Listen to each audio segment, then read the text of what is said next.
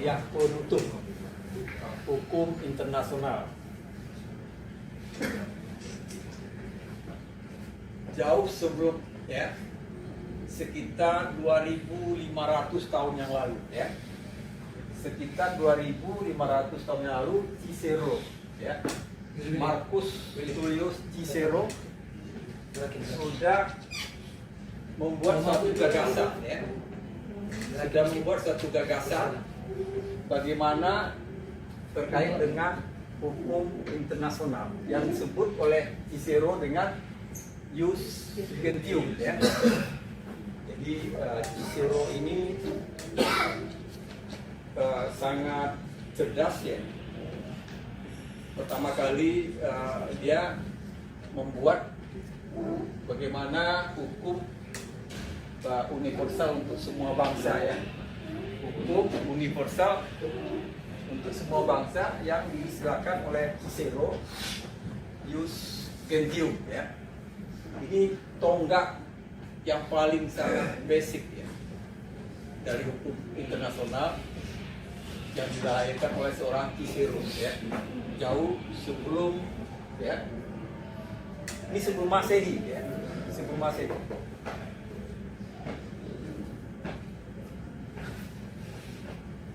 Kemudian kita masuk ke abad pertengahan.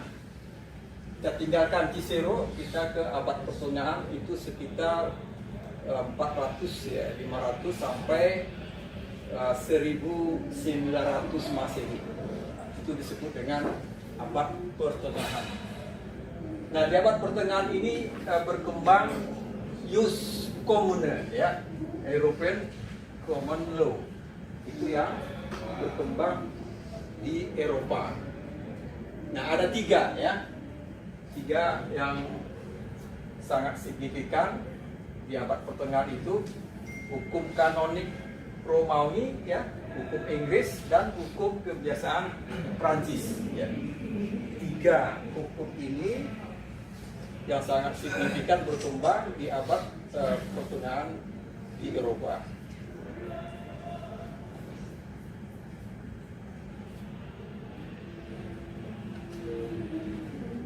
Terus di antara tiga itu ya, maka Inggris ya, common law menggeser dominasi hukum dari Prancis ya, yaitu Kode Napoleon. Jadi kenapa? Karena common law itu banyak sekali digunakan.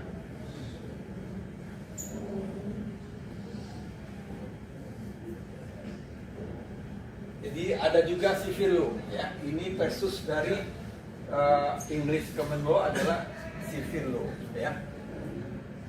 Ini dari Eropa kontinental ya, civil law.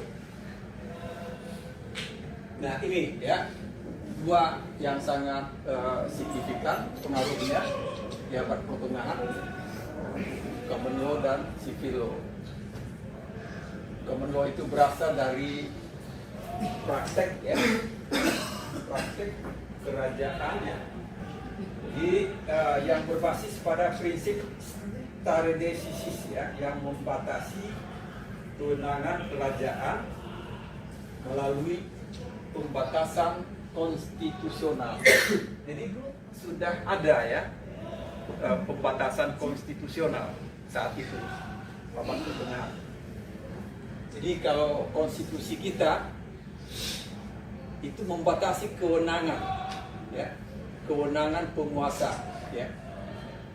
Kalau penguasa tidak dibatasi kewenangan dalam konstitusi, maka kewenangan itu bisa, penguasa itu bisa 3 kali periode ya, 4 kali periode dan seterusnya, sesuai dengan kemauan si penguasa itu. Oleh karena itu dibatasi oleh konstitusi 2 periode saja, tidak boleh lebih ya.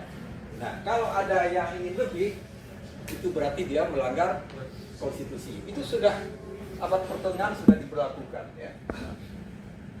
Rule of law.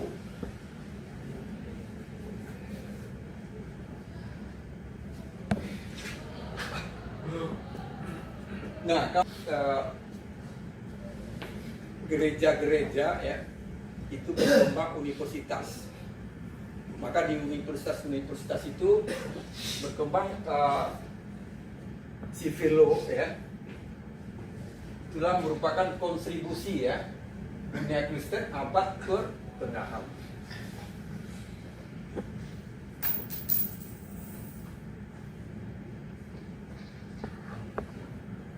Nah, masuk ya abad modern ya, pasca dari abad pertengahan ya masuk abad modern, itu ada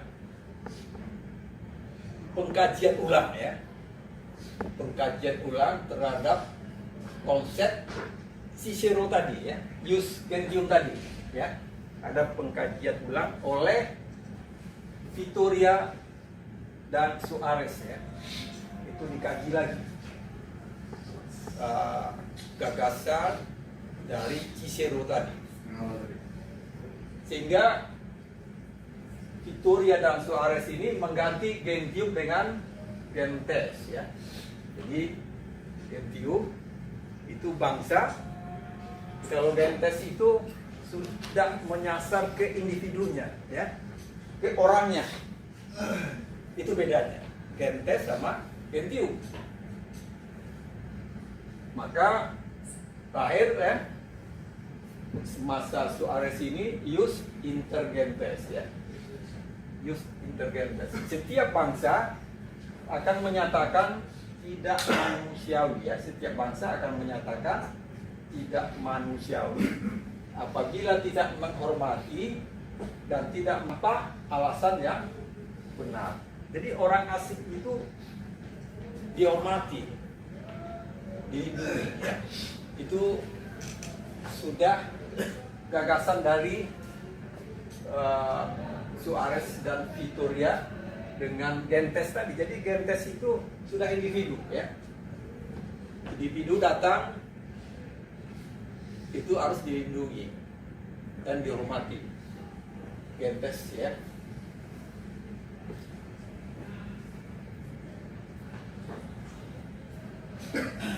Nah, masih abad modern ya, 1583 Grotius mencoba mensistematisasi hukum internasional modern lewat karyanya yang dipublikasi tahun 1625 ya, 1625 itu sudah diklasifikasikan ke abad modern. Nah, Grotius bergeser dari Jus Gentium Cicero hukum alam ya. Kalau Cicero tadi hukum alam, jadi berbasis kepada hukum alam. Hukum alam itu seperti apa? Dari yang maha kuasa, dari yang maha kuasa, dari Tuhan ya. Jadi top down ke bawah. Kalau Grotius itu sudah bergeser ya kepada kehendak negara. Jadi kalau kehendak negara berarti itu sudah hukum positif ya. Negara berarti hukum itu sudah diciptakan oleh manusia ya, sudah diciptakan oleh manusia. Jadi Grotius ini sudah merubah paradigma hukum internasional dari Cicero yang dasar oleh Grotius pada kehendak negara. Jadi negara membuat hukum ya. Itu namanya positif ya, hukum positif.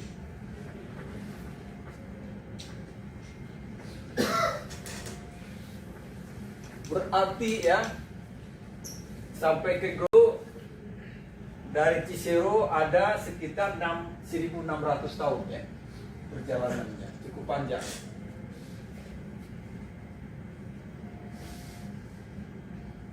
Nah, kita lihat lagi sekarang perjanjian Westphalia 1648 itu tonggak baru dalam sejarah Eropa, terbentuknya masyarakat Eropa, terbentuknya hukum yang mengatur hubungan sesama negara Eropa.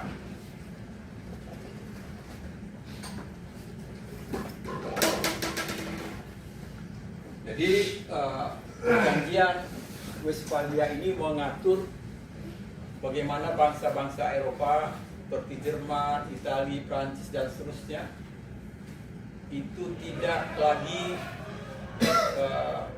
berebutan ya, berebutan mencari koloni ya, mencari jajahan baru. Mereka bagi-bagi ya. Belanda misalnya, Belanda kamu di Indonesia. Nah, Inggris ya, Inggris masuk ke Amerika ya. Karena menurut perjanjian Westphalia ini, yang tidak ada orang Eropanya itu dianggap tidak bertuan ya.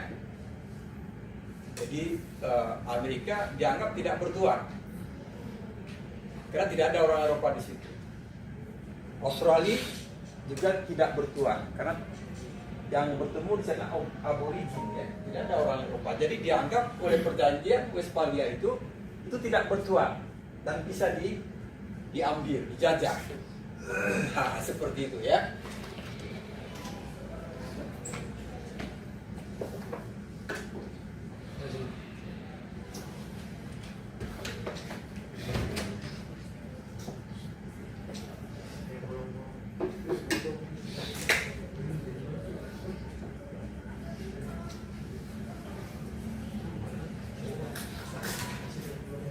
Di wilayah non-Eropa, wilayah yang tidak bertuan, res nullius ya, res nullius.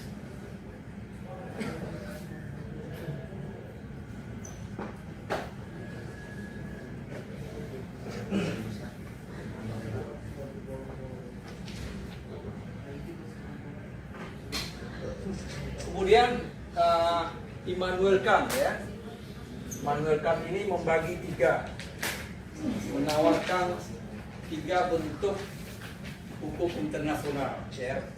Pertama, Immanuel Kant menyebut dengan internal state law ya, hukum nasional. Kemudian yang kedua disebut oleh Kant external interstate law ya, hukum internasional. Kemudian yang ketiga disebut oleh Kant cosmopolitan law ya, cosmopolitan law. Jadi ada tiga konsep hukum internasional yang digagas oleh Immanuel Kant.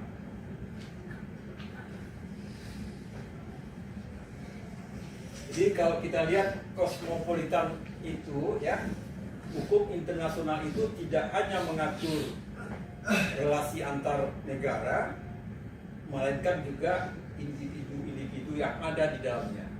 Berarti konsep Grotius tadi ya, konsep Grotius. Jadi tadi dari yang Gentes tadi ya, Gentes itu sudah menyasar orang yang ada di dalam bangsa ya.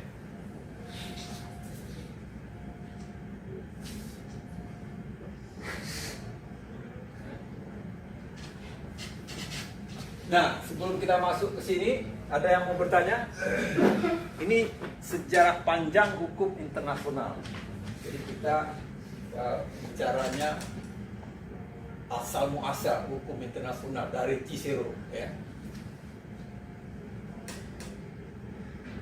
Kalau tidak kita lanjut ya. Ini masih abad modern ya. Jeremy Bentham. Ya, silakan.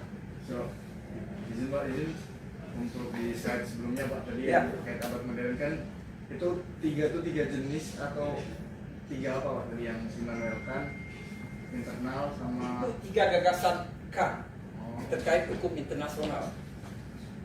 Jadi dia mengklasifikasikan tiga gagasannya itu. Pertama hukum nasional, yang kedua internasional, yang ketiga kosmopolitan. Itu. Ya, silakan. Jadi kan dari wilayah Eropa sama wilayah Eropa ya, itu bedanya kan kalau mereka kan wilayah perang, kalau di Eropa tidak bertuan, cuma nggak ada kayak presidennya, nggak ada pendirinya gitu atau bagaimana yang wilayah Eropa itu? Kalau bisa diklasifikasikan seperti itu. Jadi mereka sudah mengkapleng-kapleng di wilayah non Eropa itu. Misalnya Jerman, Jerman, kamu hanya bisa ke Afrika seperti itu. Kemudian Belanda, kamu hanya ke Indonesia. Ini sudah mereka konsepkan, sudah mereka atur. Yang non Eropa artinya yang tidak ada bangsa Eropa di situ. Itu dianggap tidak bertuan. Jadi tidak bertuan itu mereka jadikan koloni. Kayak negara jajahan. Ya betul, jajahan mereka. Ada lagi? Ya, ini Di sini kata dari semua ini apakah Indonesia ikut dalam alur-alur ini atau Indonesia itu berada di dimensi yang berbeda karena masih terkurung? Indonesia itu masih berada pada dimensi pelengkap penderita. Nggak bisa ngapa-ngapain, dijajah. Dijajah mas. Ya. Jadi bangsa Asia ini banyak dijajah oleh bangsa Eropa. Ada lagi? Kalau tidak kita lanjut. Ya silakan. Jadi Pak, Ya. itu yang menurut Jeremy Bentham kan internasional itu kan konsep baru. Itu memang konsep baru dengan hukum baru atau tergagas dari hukum sebelumnya Pak? Nah, ini yang mau kita ceritakan. Jadi Bentham ini seorang jenius ya. Dia multi talented.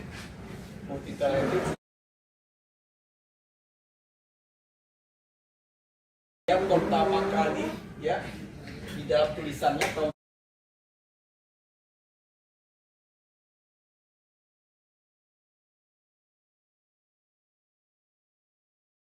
1789 menyebut istilah hukum internasional. Jadi istilah hukum internasional pertama kali diutarakan, disampaikan itu di dalam tulisan Jeremy Bentham tahun 1789. Jadi dia pertama kali yang menyebut hukum internasional. Kalau yang sebelum-sebelumnya belum menyebut hukum internasional, tapi macam-macam namanya. Ya, jus Gertio, ya. Berarti ini gagasannya juga baru Pak, bukan rebranding dari gagasan sebelumnya Pak? Iya baru, ya. Bentham ini konsepnya baru, ya. Jadi konsep Bentham ini kalau kita hitung dari Cicero itu 1800 tahun, ya. 1800 tahun Iya. dari konsep Cicero tadi, ya. Jadi Jeremy Bentham ini ahli ekonomi, ya. Ahli ekonomi, dia banyak membuat teori-teori, ya. Dia juga bisa salah satu ya yang sangat terkenal ya dari Bentham ini konsepnya ya hukum itu ya ending hukum itu harus happy ya happiness, harus kebahagiaan. Jadi kalau ending dari hukum itu tidak happy, seperti kalau kalian dengar lihat kasus Sambo misalnya, kalian tidak happy mendengar kasus Sambo, iya kan? Berarti ada masalah di situ. Kalau tidak happy, harusnya menurut Bentham harus happy dengan hukum, karena hukum itu endingnya happy. Jadi hukum itu endingnya happy. Kalau ternyata tidak happy, berarti ada masalah, ya, ada masalah. Nah, gitu, ya. Ada lagi? Jadi Bentham ini juga seorang lawyer, ya, pengacara. Ya, dia multi talented, ya. Jadi kalau ada perkara-perkara di antara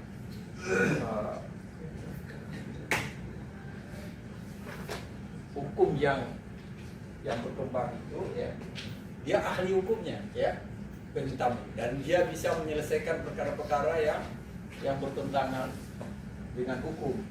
Oleh karena itu Jeremy Bentham ini sangat banyak dipakai teorinya, konsep-konsepnya, sampai kakak kelas kalian juga banyak memakai teori Bentham ini dalam tugas akhir, ya, tugas akhirnya masih dipakai sampai sekarang.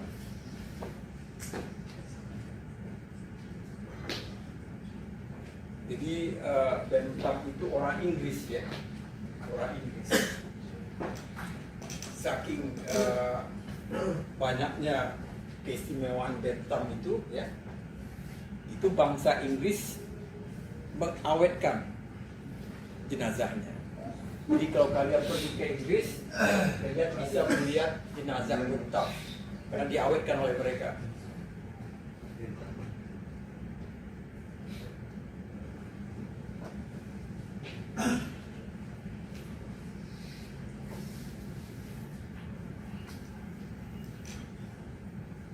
Nah, sekarang kita melihat bahwa hukum internasional itu dikonsepkan kembali, rekonseptualisasi hukum internasional. Jadi dicoba dikonsepkan kembali ya, berdasarkan hukum alam sebagai basis filosofinya. Jadi basis filosofi hukum alam itu adalah Tuhan, ya, basis hukum alam itu. Jadi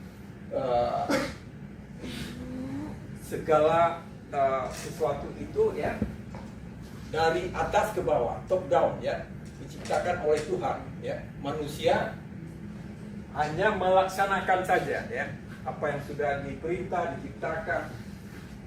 Jadi natural law ya, hukum alam itu berbasis kepada hukum alam.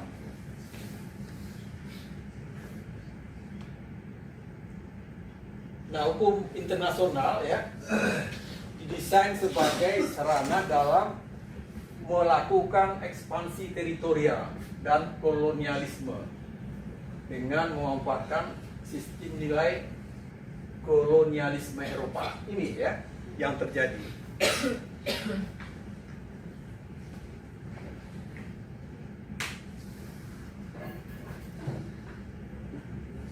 Jadi kalau berbasis kepada hukum alam itu berarti back to nature ya.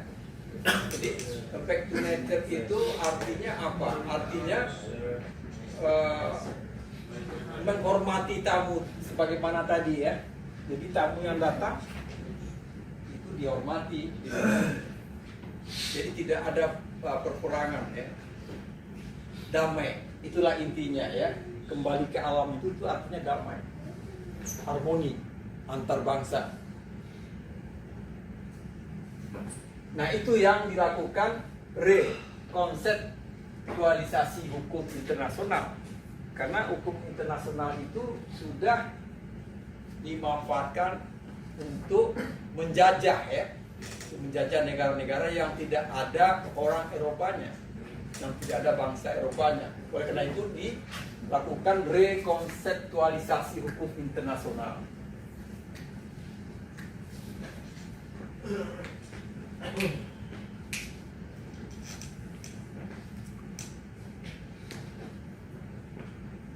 Nah, setelah Perang Dunia Kedua ya, setelah Perang Dunia Kedua itu ada pemenang ya.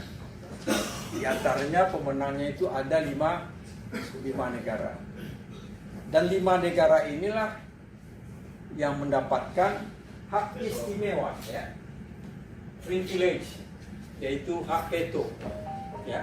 Itu bagi si pemenang dalam perang ya. Jadi hak veto itu ya, itu adalah produk dari Perang Dunia Kedua yang dilegitimasi di dalam PBB ya. Jadi yang tadinya hukum internasional itu filosofinya harmoni ya, menciptakan harmoni. Tapi dengan bergesernya ke Perang Dunia Kedua ini, kalau harmoni itu kan objektif ya, tujuan damai ya, damai antara satu bangsa. Nah, dengan hak veto tadi ya, itu dari objektif bergeser ke subjektif ya. Jadi 5 negara pemenang Perang Dunia Kedua itu tidak bisa menjalankan fungsi perserikatan bangsa-bangsa dengan objektif. Mereka menjalankannya dengan subjektif mereka. Oleh karena itu Perserikatan Bangsa-Bangsa itu sampai kapanpun akan sulit ya menjalankan disharmoni filosofi hukum internasional yang asal mulanya dari Cicero ya, kemudian Grotius dan seterusnya, itu akan sulit dicapai. Ya kalau kalian lihat ya, yang paling akhir itu bagaimana Rusia mengintervensi Ukraina. Itu semua suara bulat menentang, harus dihentikan. Banyak suara di PBB itu menentang semua, nggak ada yang mengizinkan. Dari segi suara mayoritas, tapi diveto oleh Rusia. Jadi perang terus berlanjut karena diveto. Nah seperti itu ya. Jadi suara mayoritas di PBB itu tidak ada artinya untuk melarang Rusia memerangi Ukraina karena diveto oleh Rusia. Begitu juga kita mundur 1979 ya. 1999 Uni Soviet menginvasi Afghanistan. PBB juga sama. Tidak ada satu negara pun yang mengizinkan Uni Soviet mengintervensi Afghanistan. Tapi diveto oleh Uni Soviet, dia tetap mengintervensi, mengekspansi. Nah itu artinya sudah bergeser ya dari tadinya untuk menciptakan harmoni ya antara bangsa-bangsa di dunia, itu berarti objektif ya, objektif. Sekarang bergeser ke subjektif. Subjektif ya, kenapa subjektif? Ya karena Uni Soviet itu ya dia punya hak privilege tadi, dia melanggar hak-hak mayoritas ya.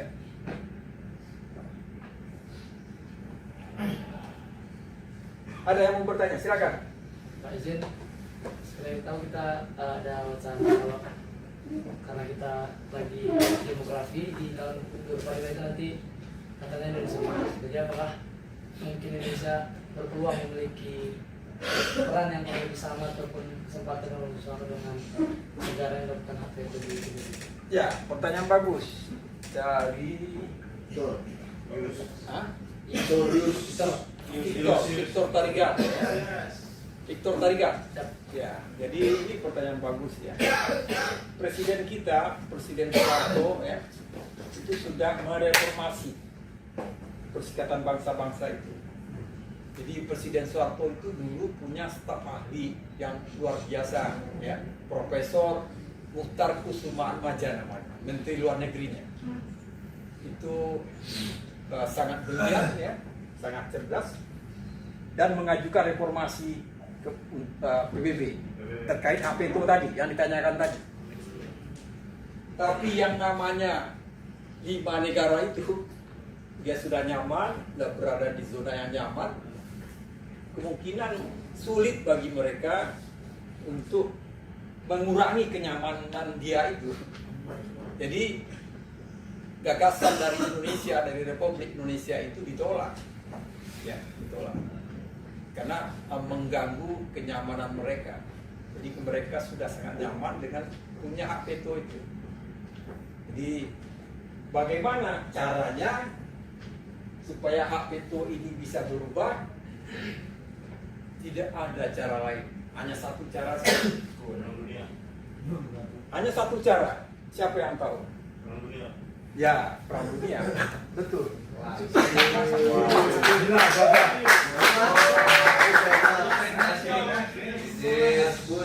Karena dengan cara apapun itu tidak akan bisa berhasil. Ya, tidak akan bisa berhasil. Kecuali dengan perang. Itu bicara inteligensi saja kita sudah kalah. Ya. 78 itu inteligensi gorila. Ya. Jadi yang 78 itu adalah inteligensi gorila. Kalian tahu gorila? Nah itu inteligensi dari gorila 78. Coba kayak, jadi kalian jangan lihat yang enak-enaknya saja, lihat yang pahitnya juga. Itu data itu dari Bank Dunia. Jadi inteligensi kita 78 tukang kekuasaan milik dia yang sudah menang. Jadi akan berputar seperti itu, lingkaran setan. Ya. Jadi tidak mungkin yang sudah menang itu dia memberikan kekuasaan ke yang kalah. Enggak mungkin. Sulit. Seperti itu.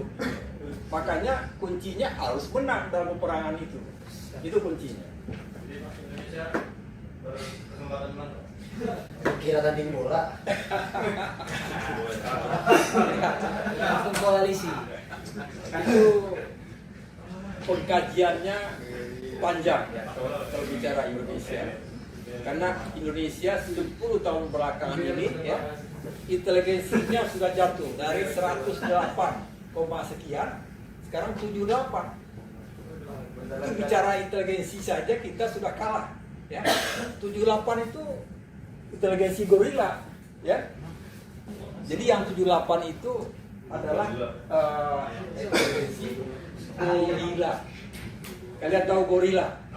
Nah, itu inteligensi dari gorila 78. Coba kayak, jadi kalian jangan lihat yang enak-enaknya saja, lihat yang pahitnya juga. Itu data itu dari Bank Dunia. Jadi inteligensi kita 78. Apakah dengan inteligensi 78 kita bisa memenangkan pertarungan di dunia ini? Ya, awal ya. Jadi dulu kita 108, sekian inteligensi kita. Nah, sekarang sudah 78. Ya, nggak tahu apa masih mau turun lagi. Jadi nggak mudah ternyata mengelola bangsa ini. Ya. Karena kalau salah pilih, ya seperti ini kita turun inteligensi. Ini karena salah pilih. Ya. Jadi inteligensi kita kenapa ini bisa turun? Ya kalian bisa lihat sendiri ya. Berarti kemiskinan merajalela. Ya. Stunting banyak. Ya. Jadi yang lahir itu tidak dapat asupan gizi yang memadai, maka inteligensinya turun 78. Jadi kita di Asia Tenggara ini kita kalah dengan Singapura, kalah dengan Malaysia, kalah. Nah, jadi kalau kalian ingin yang tinggi-tinggi harus tahu diri juga kita. Kita harus tahu diri juga, bercermin kita inteligensi kita 78 ya. Nah itu harus dikaji ya, diterapkan. Baik, ada lagi yang mau bertanya, silakan.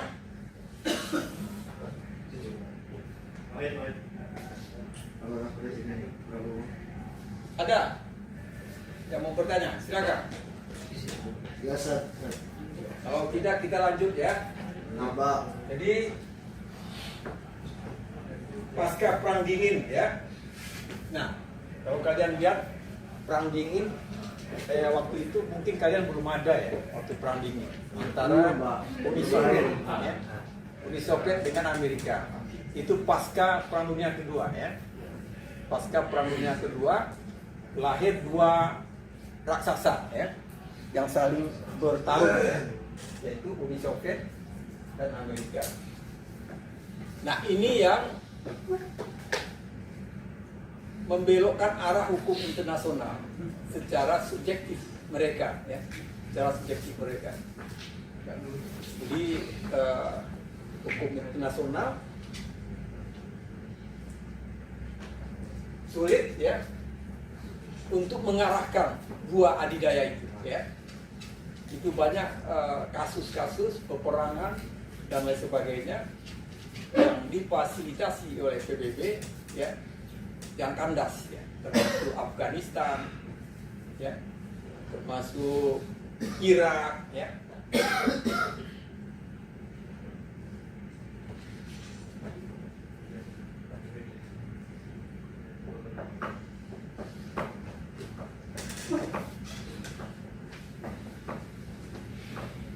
tapi kita tidak boleh pesimis juga ya.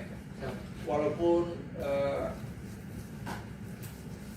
inteligensinya jauh ya di bawah negara lain, ya mana tahu ke depan ada perubahan. Ya. Amin Allah. Ya.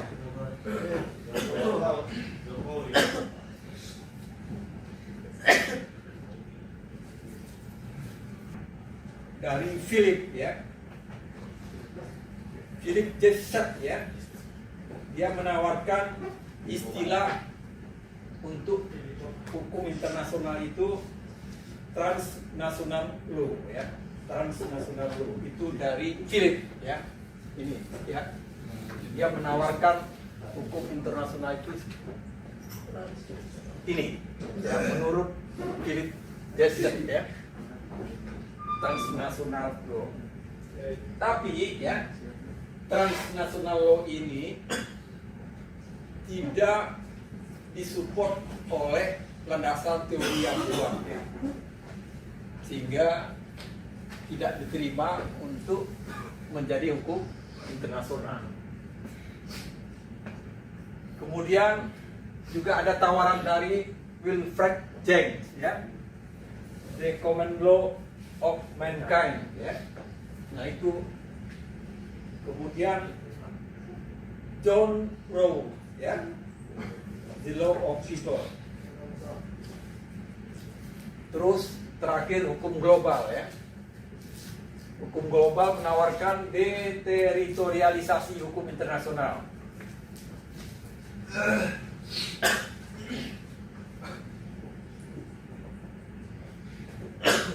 Hukum domestik ya maupun hukum internasional tidak sepenuhnya mampu memberikan solusi yang memadai ya. Jadi tidak mampu memberikan solusi yang memadai, dan jawabannya adalah hukum global. Kenapa hukum global jawabannya? Karena di dalam kejahatan cyber ya, kejahatan cyber hanya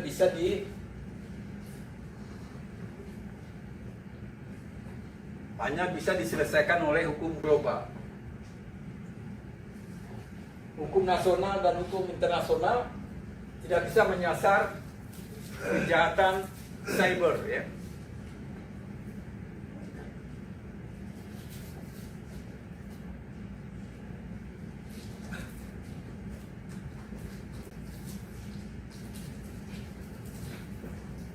Nah ini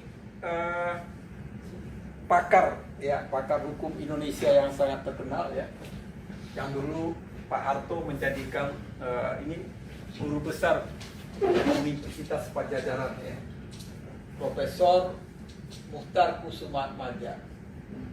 Beliau memberikan ini ya, definisi hukum internasional. Jadi definisi hukum internasional menurut Profesor Mukhtar Kusumaatmadja. Beliau juga mempunyai teori ya, teori hukum pembangunan yang bisa digunakan bila nanti kalian tugas akhir ya, bisa menggunakan teori pembangunan, hukum pembangunan dari Mukhtar Kusumaatmadja. Beliau sudah meninggal ya, tahun 2021.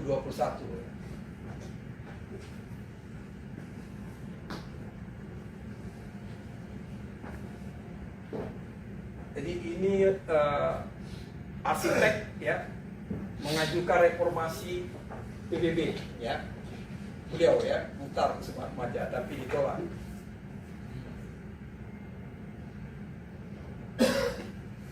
Ada yang ditanyakan? Silakan.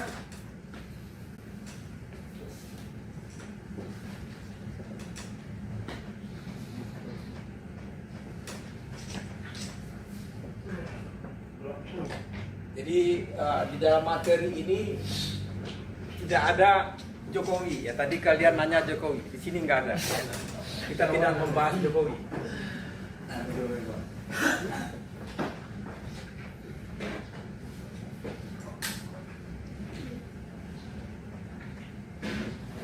Ini dari Rashid. Ya. Yuk.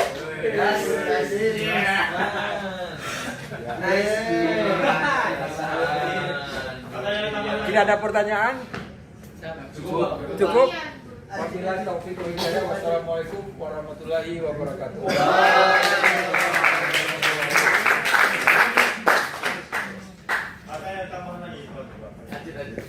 Mana perburuan ini? Coba cek. Jalan nggak?